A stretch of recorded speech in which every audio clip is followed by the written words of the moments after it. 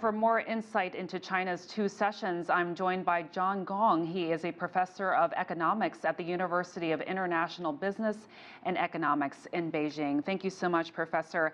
Let's start out with what you will be watching for as the CPPCC gets underway.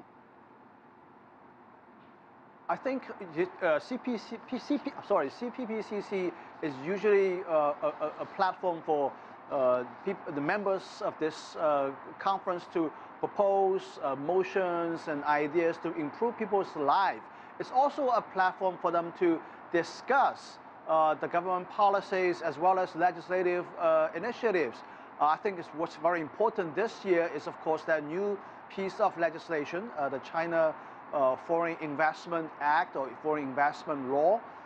There are a lot of things in that piece of legislation that resonate directly with what's happening with the United States government regarding China's trade relationship. So I think whether this piece of legislation is going to be passed or not is very important. There are other things I think I'll be closely watching is with respect to these three areas, three battles the government has been talking about. That is the battle against poverty, the battle against pollution, and the battle against alleviating those structural risks.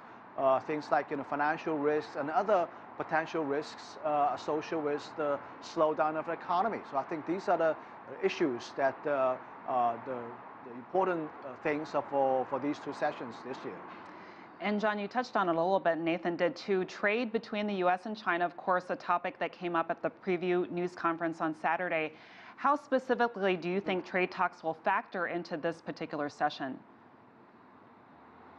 I think what's important is that this session is probably trying to prepare the society and other people to get ready for what's dramatic changes coming to our economy. I think it's very likely that we're going to reach a deal with the United States government. I think it's quite I'm almost certain that President Xi will go to the U.S. towards the end of the year after these two sessions.